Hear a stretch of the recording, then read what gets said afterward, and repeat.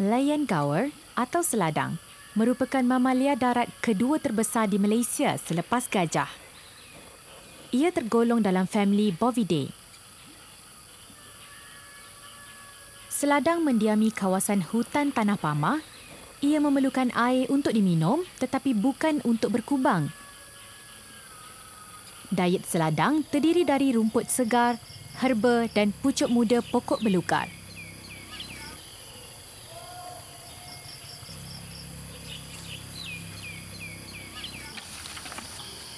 Dipertanggungjawabkan bagi menjalankan proses pembiakan spesies seladang, Pusat Konservasi Hidupan Liar Jenderak Selatan telah ditubuhkan pada tahun 1976 oleh Jabatan Perkhidmatan.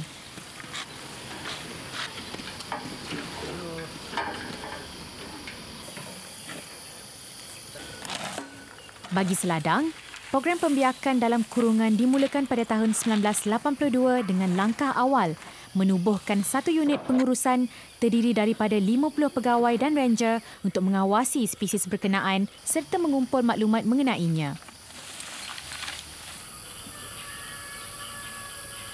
Macam dulu, mungkin masa tahun 80-an dulu kan, mungkin dia berkumpulan banyak masa tu hutan besar lagi kan. Tapi bila sekarang ni bila hutan pun dah, yang saya masuk tahun 2004.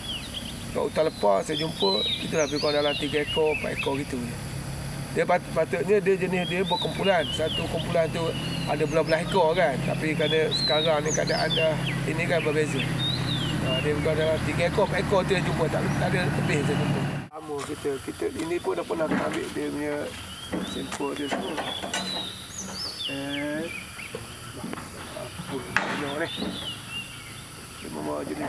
Sebab dia kalau main depan, kita takut dia buat dah. Kita boleh ambil betul muka dia tak apa. Oh, itu. Seladang tergolong dalam keluarga yang sama dengan lembu, banting dan kambing gurun. Seladang jantan yang matang boleh membesar sehingga ketinggian 2 meter dan berat sehingga 1 tan.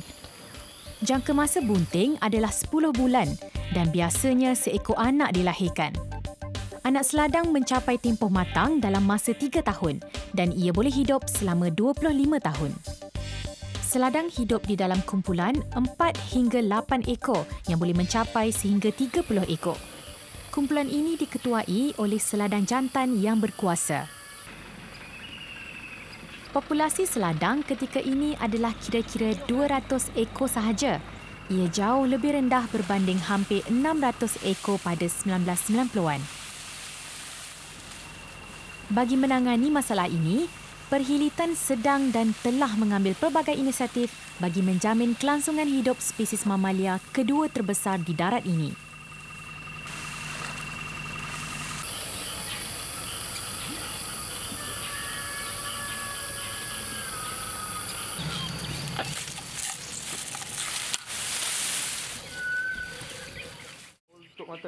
Pusat ini ditubuhkan dengan 3 objektif khusus, iaitu meningkatkan populasi seladang menerusi pembiakan dalam kurungan atau konservasi ex situ. Objektif kedua menyasarkan pembiakan populasi maksimum sehingga 50 ekor dalam kurungan dan yang ketiga menjalankan program pelepasan semula dan menambah populasi seladang dalam kurungan ke habitat semula jadinya. Program kerjasama antara Perkhidmatan dengan pihak MARDI diwujudkan dengan menandatangani Memorandum Persefahaman aplikasi bioteknologi di dalam konservasi dan pembiakan hidupan liar yang bernilai komersil pada 3 Oktober 2005, di mana ia melibatkan program pembiakan spesies seladang di Pusat Konservasi Hidupan Liar Jenderak Pahang. Ini secara langsung akan menumpu kepada penambahan bilangan seladang di dalam kurungan dengan kaedah-kaedah aplikasi pembiakan biotek yang terkini. Hari ini, seladang jantan yang diberikan nama Putih telah dipilih untuk dibiuskan bagi tujuan proses pengumpulan air mani, bagi tujuan kajian genetik dan penyimpanan baka untuk kegunaan masa hadapan. Inisiatif yang diwujudkan oleh Perkhidmatan ini untuk membuat kerjasama bersama dengan UPM, IBVK ataupun Institut Biodiversity Veterina Kebangsaan serta syarikat swasta atau NGO iaitu BORA amat baiklah untuk seladang ini, kerana yang pentingnya seladang ini adalah salah satu daripada sumber biodiversity negara, dan inisiatif yang dibuat ni merujuk kepada kaedah bagaimana kita dapat kumpulkan semen ataupun air mani daripada seladang itu, dan seterusnya kita sejuk bekukan air mani seladang tersebut. 1, 2, 3, okey. Satu program latihan pengumpulan semen seladang telah dijalankan pada 31 Mac 2015 hingga 3 April 2015. Hasil kerjasama Jabatan Perhilitan, Jabatan Perkhidmatan Veterina, Fakulti Perubatan Veterina Universiti Putra Malaysia dan Borneo Rhino Alliance. Profesor Dr. Wahid Harun dan Dr. Zainal Zahari Zainuddin telah dijemput untuk memberi tunjuk ajar berkenaan subjek ini. Sebanyak 2 sesi latihan telah diadakan bagi meningkatkan kemahiran kaki tangan perhilitan untuk peristiwa bersejarah ini. Banyak sampel-sampel lain yang juga boleh dikumpulkan yang juga merupakan bahan genetik daripada haiwan ini, antaranya darah, tisu dan sebagainya. Namun begitu, semen ataupun air mani ini adalah merupakan bahan genetik yang boleh digunakan untuk jangka masa yang lama sekiranya disimpan dengan dalam suhu yang sesuai.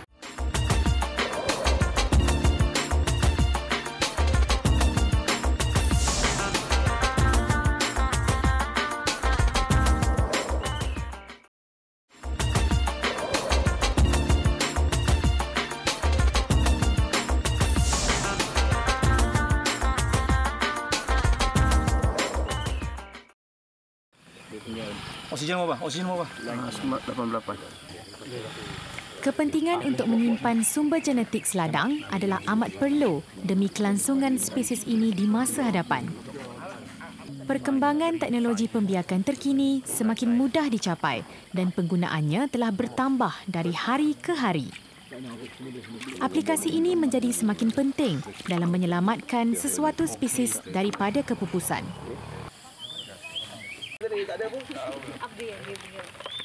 Prosedur seperti pengumpulan semen, pembekuan semen dan permanian beradas perlu difahami di peringkat pelaksanaan bagi membolehkan ia diaplikasi kepada hidupan liar.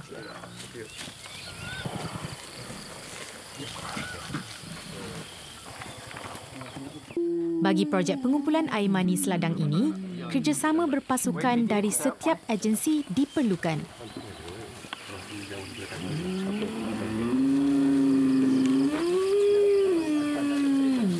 Masuk habis.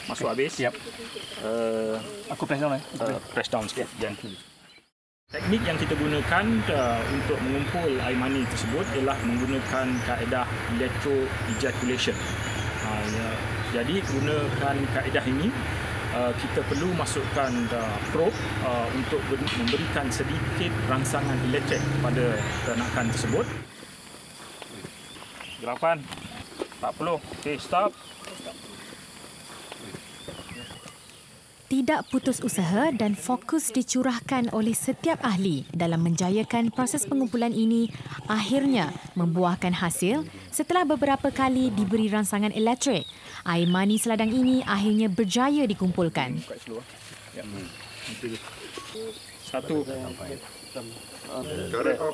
5 on.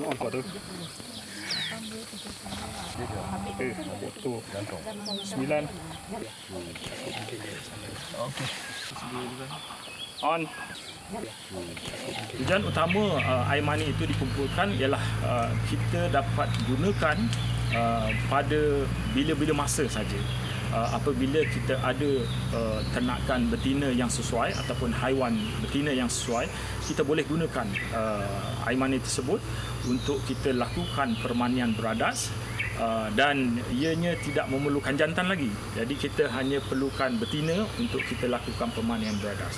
Namun begitu, tujuan utamanya apabila kita dapat simpan air mani tersebut ialah kita dapat menaik tarafkan kualiti ternakan itu sendiri ataupun haiwan itu sendiri.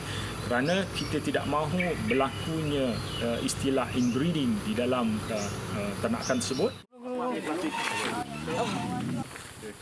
Air mani adalah salah satu sumber genetik daripada haiwan. Dengan adanya air mani yang dibekukan ini, ia boleh dipindahkan atau dibawa ke mana-mana sahaja berbanding dengan membawa induk tersebut. Dengan semen yang akan dibekukan ini, tugasan pembiakbakaan akan menjadi lebih mudah.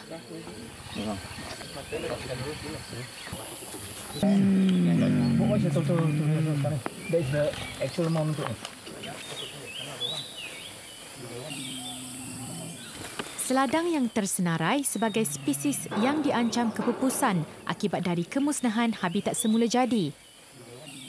Disebabkan pembukaan beberapa kawasan hutan di semenanjung Malaysia untuk pembangunan dan pertanian, serta pemburuan haram merupakan antara faktor yang mengancam populasi hidupan liar ini. Nak minta basket. Air mani yang kita kumpulkan tu kita akan bawa ke makmal kita untuk kita nilai air mani tersebut. Penilaian tersebut dibuat untuk menentukan sama ada kualitinya bagus dari segi pergerakan sperma, dari segi morfologi sperma, dari segi peratus hidup mati sperma.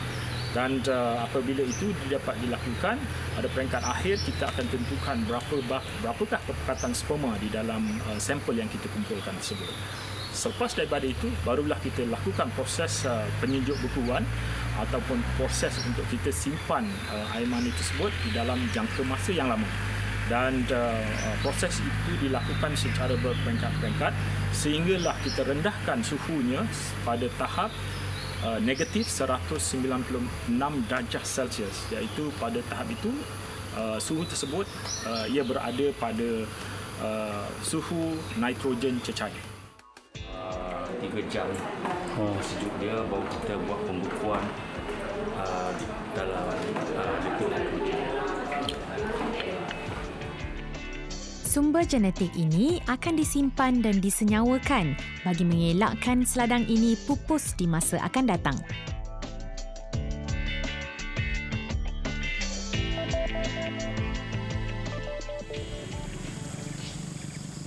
Perhilitan menubuhkan 3 pusat konservasi hidupan liar untuk pembiakan seladang dalam kurungan dan salah satu darinya terletak di Sungai Perak. Sejak penangkapan pertama seladang jantan yang dinamakan Ahad dan seladang betina Biak pada tahun 1982, bermulalah program biak di dalam kurungan. Sejak itu, sebanyak 134 ekor seladang berjaya dibiakkan.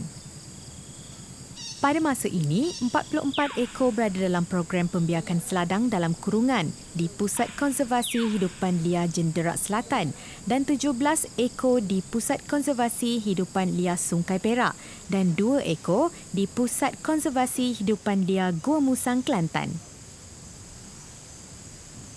Hari ini, Pusat Konservasi Hidupan Liar yang terletak di Sungai Perak akan menjalankan program pelepasan semula seladang ke habitat asal. Seiring dengan matlamat asal jabatan, kedua ekor seladang ini dipakaikan radio collar bagi tujuan penyelidikan dan pemantauan selepas pelepasan. 2 ekor pasangan ibu diberi gelaran Sungkai dan anak betina Nina telah dipilih bagi program pelepasan semula kali ini.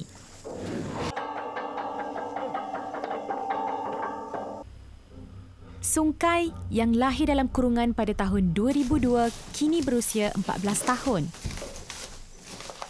Nina pula adalah anak kepada Sungkai yang lahir pada tahun 2013 dan kini berumur 3 tahun.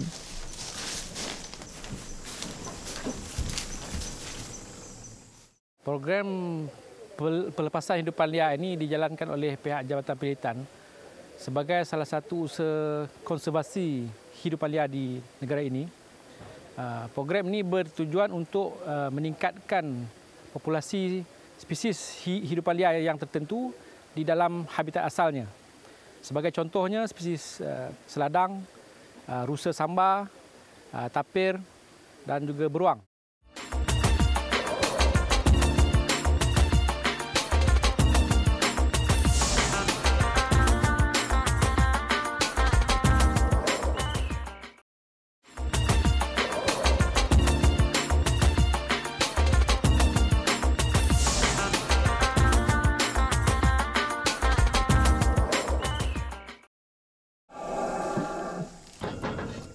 Spesies-spesies seperti beruang, gajah dan seladang ini dipilih kerana sudah diketahui umum yang spesies ini semakin diancam kepupusan dan kehilangan habitat asal mereka akibat dari kerakusan manusia dalam mengejar kekayaan sementara di dunia. Seladang diburu untuk daging dan anggota badan yang lain seperti gigi, tanduk dan kulit untuk dijadikan trofi dan koleksi simpanan.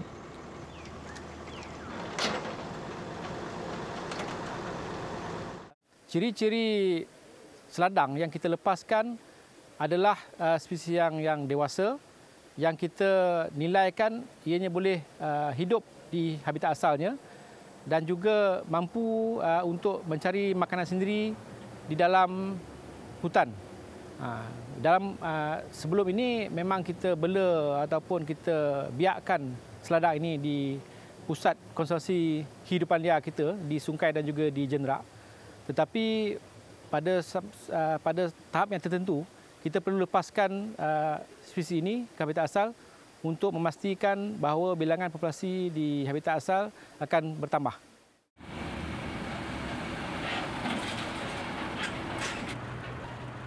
Perjalanan yang dianggarkan memakan masa 10 hingga 12 jam ini memerlukan pemerhatian dari semasa ke semasa.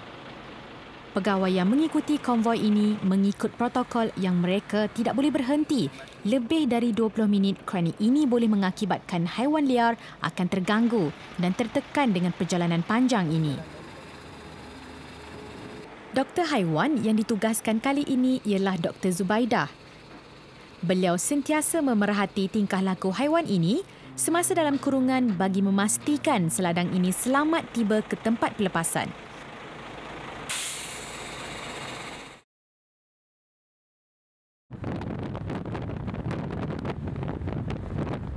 Jadi untuk program pelepasan atas seladang kali ini, dia merupakan satu kesinambungan daripada apa yang kita telah buat daripada tahun 2010 dan sehingga kini lah. Jadi setiap tahun kita buat program pelepasan seladang dengan objektifnya kita nak tingkatkan populasi seladang di habitat liar lah. Untuk makluman, untuk populasi seladang kat habitat liar yang sekarang memang sangat terancam lah. Dia akibat perburuan, pembukaan kawasan hutan dan itu mendorong kepada kenapa populasi seladang di habitat liar sangat berkurangan sekarang. Faktor keselamatan akan diambil kira. Pemasangan kelambu atau jaring berwarna hitam bertujuan untuk mengelakkan seladang yang akan dilepaskan ini tertarik dengan laluan yang disediakan.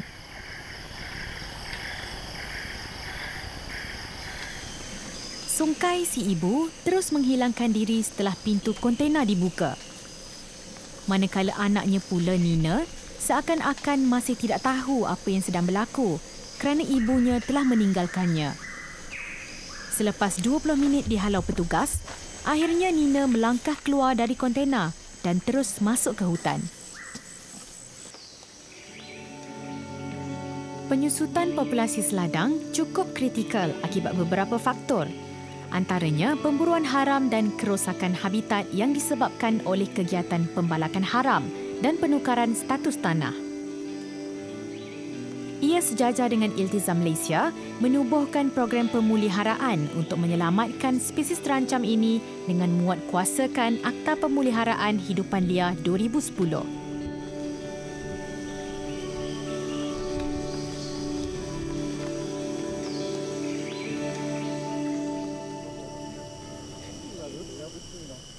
Penggunaan gajah bagi operasi menjejak ini adalah projek percubaan Jabatan Perhilitan.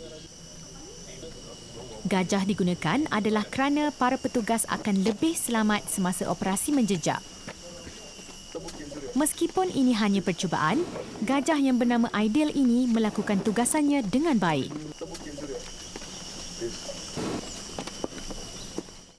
Seperti mana program-program pelepasan hidupan liar yang lain, untuk seladang kita juga membuat pemantauan, program pemantauan post-release monitoring activities dan disusuli dengan program-program seperti kawalan, penguatkuasaan, enforcement works dan sebagainya.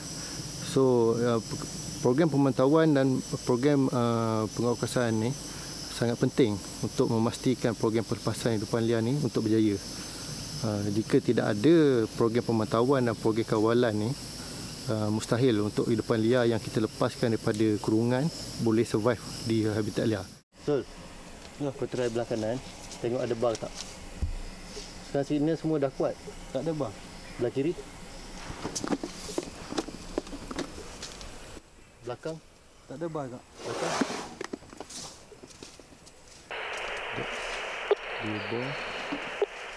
Amri dan rakan setugas memulakan aktiviti pagi ini untuk menentukan lokasi seladang yang dilepaskan tempoh hari. Kanan dia kuat. Jadi Cik Amri semua tunggu sini, saya pergi tinjau dulu ya. Kalau saya panggil Gamit, baru datang. Sebelum ini, mereka berjaya menjejak sungkai, namun terpaksa berundur kerana sungkai masih agresif. Faktor inilah yang menyebabkan usaha menjejak dan memantau seladang dilaksanakan dengan teliti bagi mengelak sebarang kemungkinan yang akan berlaku. Dulu dia tengok. Lepas tu dia bangun jalan tu untuk halangan fizikal ni bagus, dia ambil kanan. Tapi tu rasa kita boleh tinggalkan dia kat dalam. Ya, tinggalkan. Dah. Berdasarkan pemerhatian, Amri merumuskan bahawa kedua-dua ekor seladang masih berkeliaran di lokasi pelepasan. Yang semalam masa kita hari pelepasan. Sini kita dapat tengok banyak tapak seladang kat sini. So apa yang kita dapat lihat yang ada kat sini semua saiz tapak lebih kecil. So kita suspek dia adalah nina yang berumur 3 tahun yang kita lepaskan. So tidak ada tapak ibu dia sungkai kat sini. So nina bersendirian kat kawasan ni. Tengok pada saiz dia tak terlampau besar. Lebih kurang 3 tahun ini. Seladang sangat agresif jika nalurinya mengesan ancaman. Kes serangan biasanya terjadi apabila manusia terserempak atau berdepan dengan seladang semasa membuat aktiviti dalam hutan. Walaupun penguatkuasaan dan pemantauan dilaksanakan sepanjang tahun, namun ia tidak dapat melenyapkan aktiviti pemburuan haram yang menjadi penyebab utama kepupusan hidupan liar di negara ini.